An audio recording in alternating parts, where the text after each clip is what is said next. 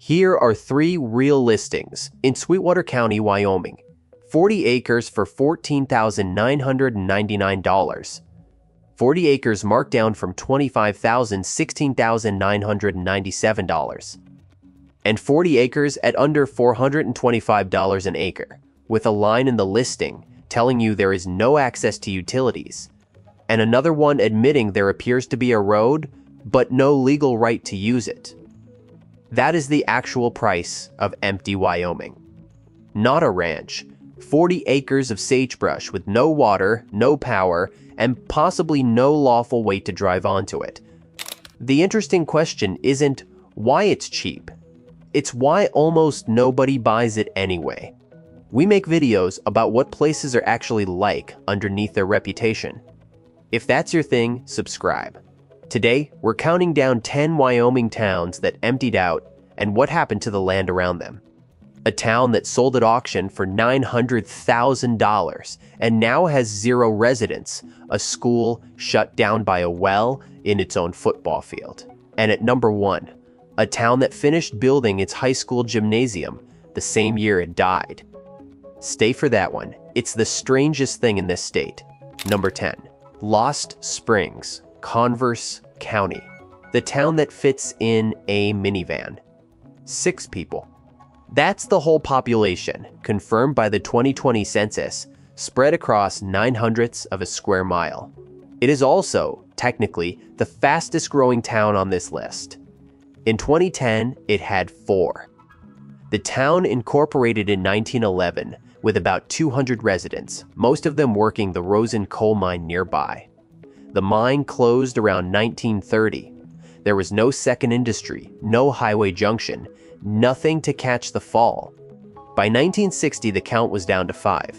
In 1976, both the state of Wyoming and the U.S. Bicentennial Commission declared it the smallest incorporated town in America. Population 11 at the time. It has shrunk since. The population sign has been repainted repeatedly as the number moved. Atlas Obscura contributors documented it, reading 1, then 4, then 6, across about a decade of visits. You can read the demographic history of the town off a piece of sheet metal. Mayor Lita Price has spent years disputing that sign. She told Atlas Obscura the real count was 3 when the sign said 1. There's no school, no gas station, no grocery. The post office and the general store are the same building. Lusk is 26 miles away. The town park still gets mowed. 6 people, and somebody is still cutting the grass. Number 9. Medicine Bow, Carbon County. The hotel is bigger than the town. This building should not be here. The Virginian Hotel is 3.5 stories of Renaissance revival. Begun in 1901, finished in 1911, built to be the largest hotel between Denver and Salt Lake City. It went on the National Register in 1978. The town it serves has 245 people. Actually, let me back up because the order matters. The hotel came second. Medicine Bow started in July 1868 as a general store and a saloon, thrown up in anticipation of the Union Pacific. The railroad came, the Lincoln Highway came in 1913. For about 70 years, being a stop was a business model, and the hotel was built at the scale of a place that expected to keep mattering. Then, travel technology changed twice. Railroads consolidated and stopped needing service towns in between. Interstate 80 was routed south and took the through traffic with it. Population peaked at almost 1,000 in 1980. It's 245 now, down 13.7% in the last decade alone. Here's the part that surprises people. The bypass is the reason the downtown survived. Towns that stayed on the interstate tore out their historic cores for gas stations and motels. Preservation here is a symptom of failure, not stewardship. The hotel and its restaurant are still the commercial anchor. The museum is seasonal. There's no significant private employer, so people drive to Rawlins or Laramie for groceries and health care. Once a year at Medicine Bow Days, the population jumps roughly 5-fold, and owners Vernon and Vicky Scott told the Rollins Daily Times the place books out completely. One weekend a year, the building works exactly as designed. The other 51, it's just very large. Number 8. Buford, Albany County. On the 5th of April, 2012, bidding opened at $100,000. 11 minutes later, it closed at $900,000. The buyer was a coffee entrepreneur from Ho Chi Minh City named Pham Dinh Nguyen, who had flown in specifically to bid. He bought the entire town, 5 buildings, the post office boxes, a leased cell tower, about 10 acres. He never moved in. Buford was founded in 1866 as a military and railroad outpost on the Sherman Hills summit, and at one point held as many as 2,000 people. When the railroad rerouted, they went with it. What survived was a trading post beside what became Interstate 80, and by the 1992, it was owned and inhabited by one man. Don Salmons bought it in 1992. His wife died. His son moved away. At that point, the town and the household were the same legal object, which is what made it sellable whole. Salmons told the New Yorker he'd brought Buford into the 21st century and taken it as far as he could. Nguyen renamed the place Phin Dai Town Buford in 2013 and sold Vietnamese filter coffee out of the convenience store. The mission statement on the town website borrowed language from the Declaration of Independence to do it. I'm not making that up.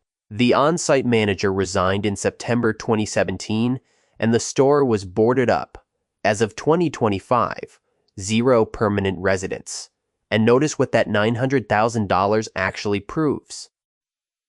Wyoming land is not cheap when it has an interstate exit and a working fuel pump on it.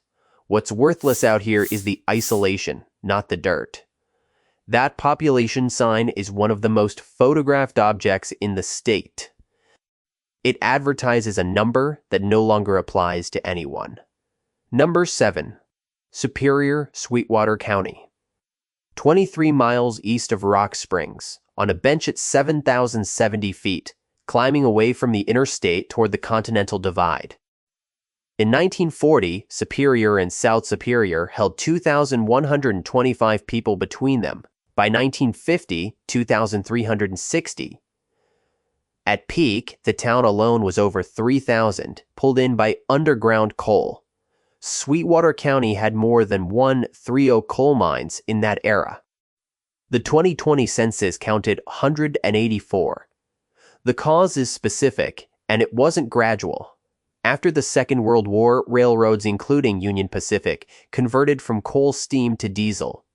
The single largest customer for Wyoming coal simply stopped buying. WYOHistory.org calls what followed the state's first coal bust and names Superior alongside Dines, Gun, Quealy, Lion Coal, and Winton as camps that were abandoned. The detail I keep coming back to is that the houses left too.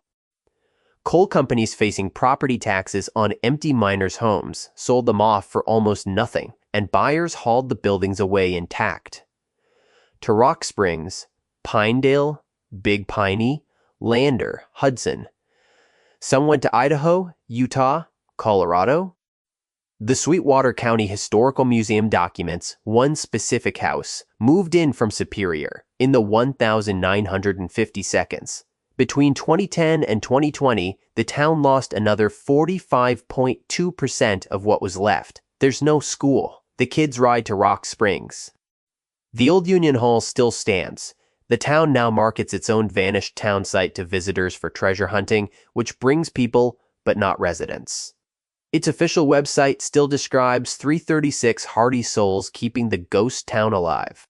That figure is about 150 people out of date, and nobody has gotten around to changing it. One quick thing before the heavy half. Everything from here down involves a town where something specific broke. A school, a housing market, a swimming pool. If you've driven any of these roads, or there's a town like this near you, put its name in the comments. A good chunk of what we cover comes out of that list. Number 6. Wamsutter, Sweetwater County. The barracks in the Red Desert. The median age for men here is 59.1. For women, it's 27.8. There are 207 men for every 100 women. I had to read that twice. That is not the age structure of a town. That is a work camp with a few families still attached to it. WYOMING lost 55% of its population between 2010 and 2020, from 451 down to 203. Steepest decline of any incorporated municipality in Wyoming that decade. Founded in 1868 as a Union Pacific service stop, named after a bridge engineer. Natural gas was found in the WYOMING Arch in 1946, major reserves at Desert Springs in 1958, and the town has run this cycle at least 4 times since.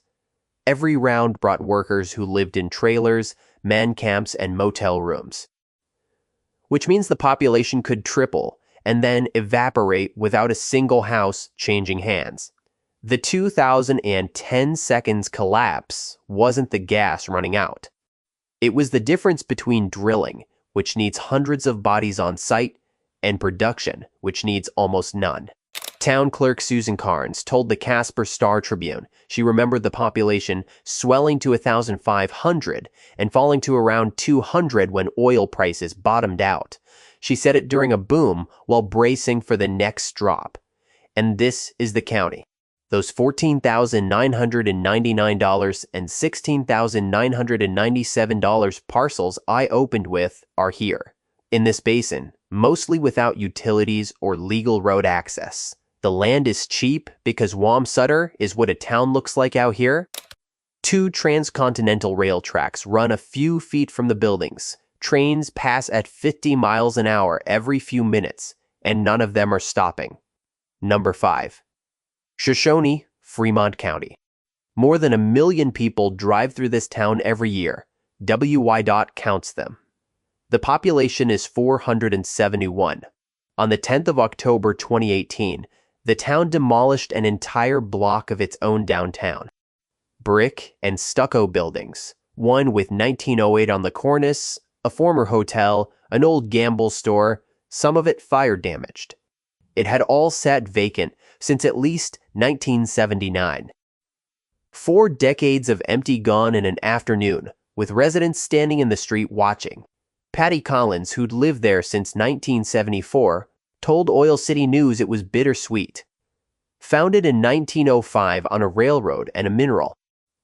Grew fast, burned in 1907, rebuilt in brick, then spent a century tied to whatever was being pulled out of the ground nearby, most consequentially uranium in the gas hills to the south.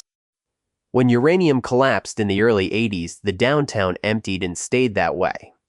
Population fell 27.4% between 2010 and 2020 alone.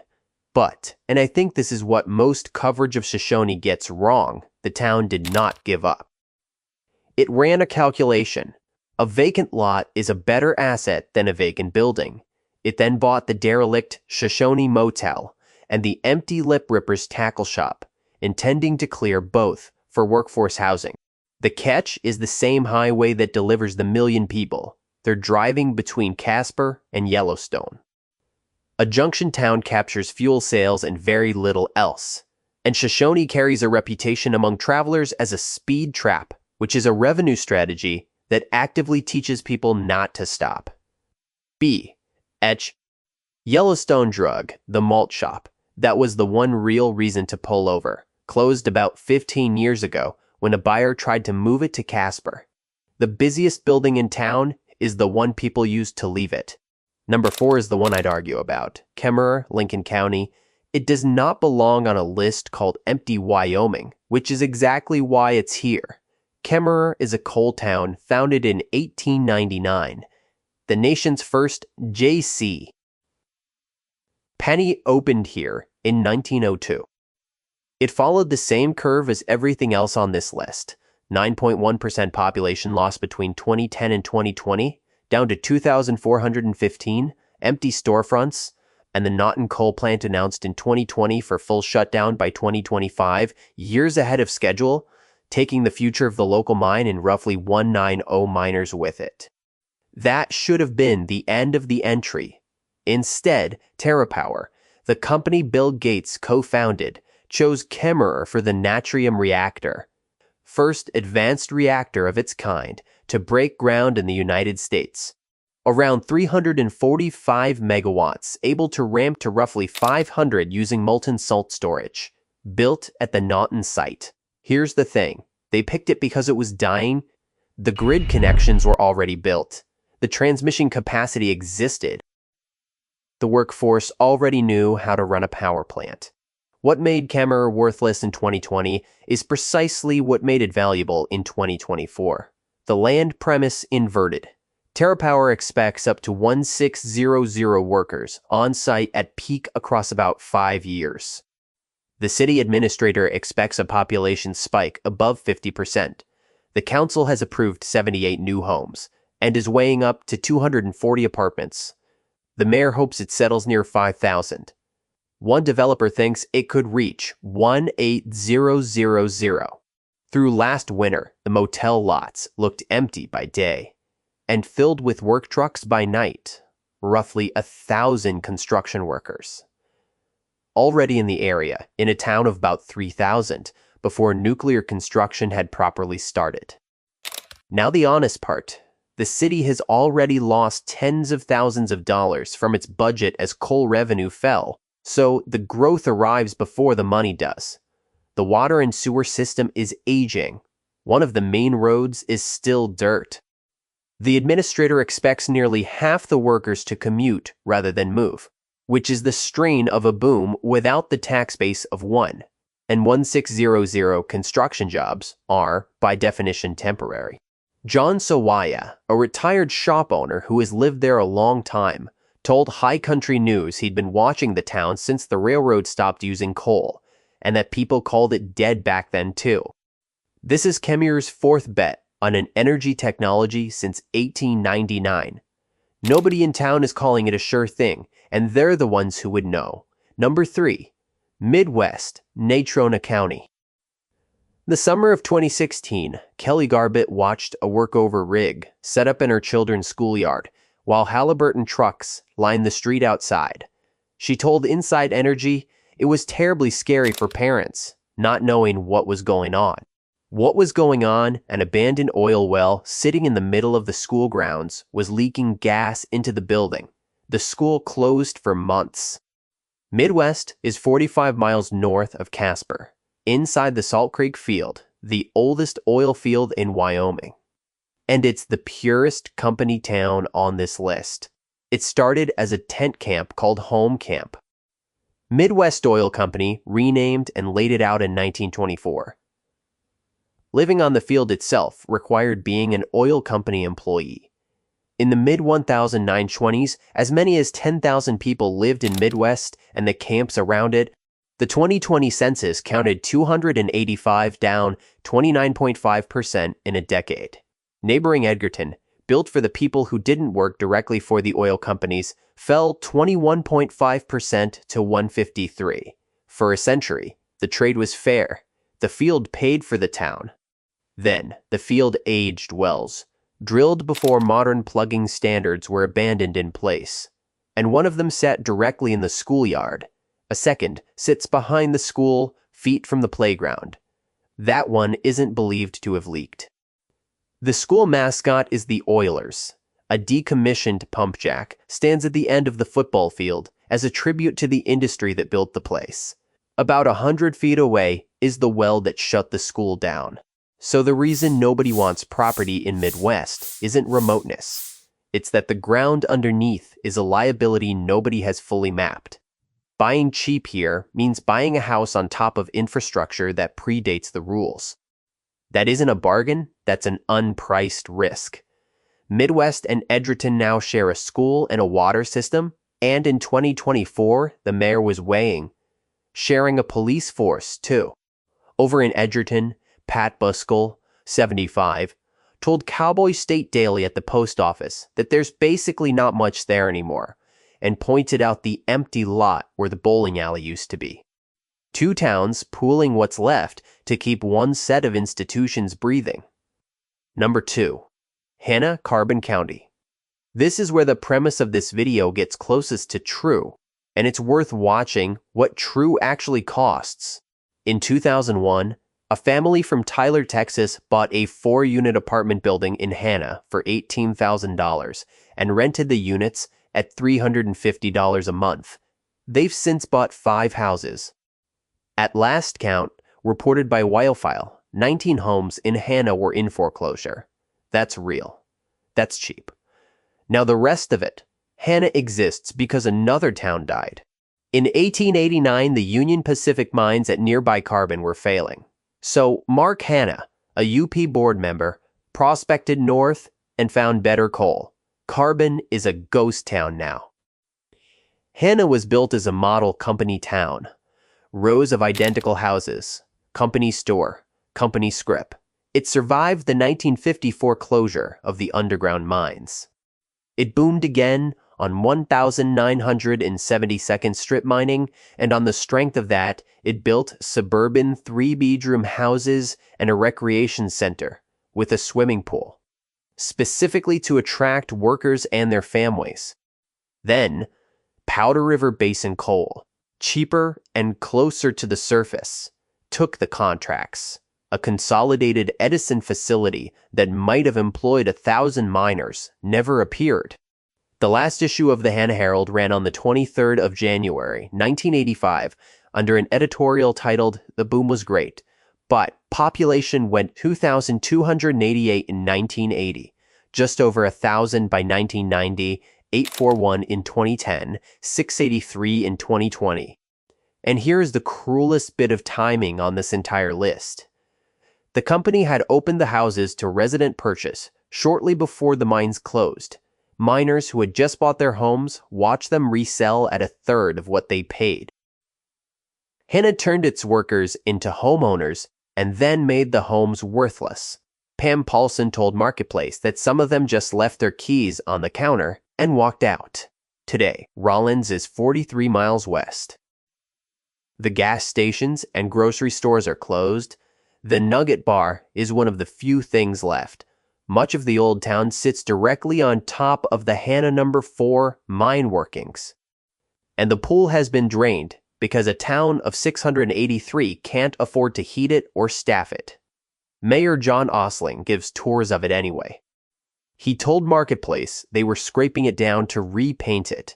Even if it never gets used, the place shouldn't be allowed to look like it's in disrepair. That's a man painting the inside of an empty swimming pool so his town doesn't look like it has given up. Number 1, Jeffrey City.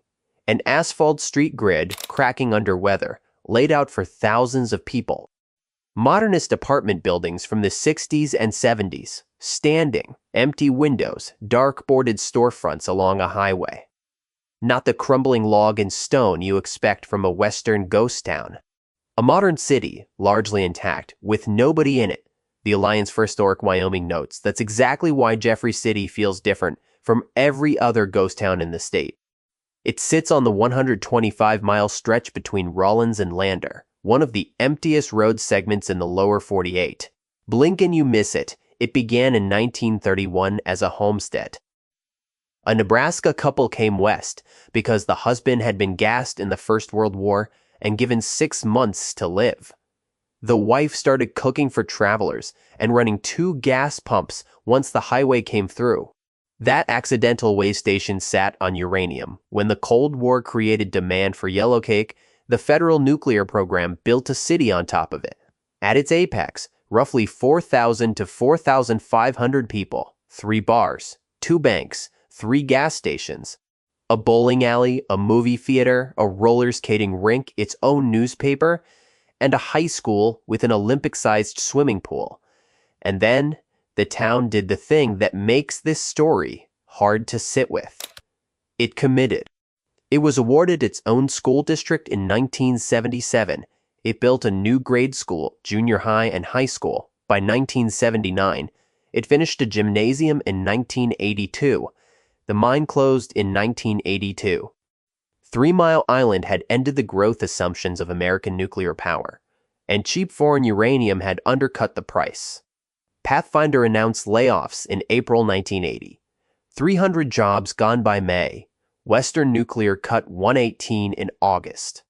Lucky Mac cut another 100 by fall. The workers' housing was tied to their jobs, so there was no option to stay and wait it out. Then, radiation was found in homes near the Split Rock Mill's tailings ponds. Anger turned into fear. People sabotaged electrical lines, shot out car windows, vandalized the high school. Within 3 years, more than 95% of the population was gone. The historical marker on the highway calls it the biggest bust of them all. Most coverage of this place gets one thing wrong, though, and it's the thing I want to leave you with. Roughly 60 people live inside the town limits. In 2025, a documentary was made about 6 of them, called Jeffrey City's Not Dead. Linda and Stephen Borden were filmed sitting on the concrete steps of what used to be their house, a single-story trailer home. A cracker box, they called them, and rows of them once lined these streets. The steps survived. The house didn't, and in a converted gas station, a potter named Byron Seeley works. He bought the building for $5,000. It had no ceilings. He told Catapult he bought it because it was a space and it could be his. Oh, Parisienne. That's the real state of empty Wyoming. Not free land nobody wants. A marker on a highway advertising a collapse, and behind it, 60 people who never left. And a man making bowls in a building he paid $5,000 for. 10 towns, 1 state, and the same sentence sitting underneath all of them. Something was extracted, and then it wasn't. Subscribe if you want more of these. Tell me which one surprised you, and which one you'd actually buy into. If I had to pick, it's Wamsutter, a town that hosted 130 years of industry and never once managed to become a place.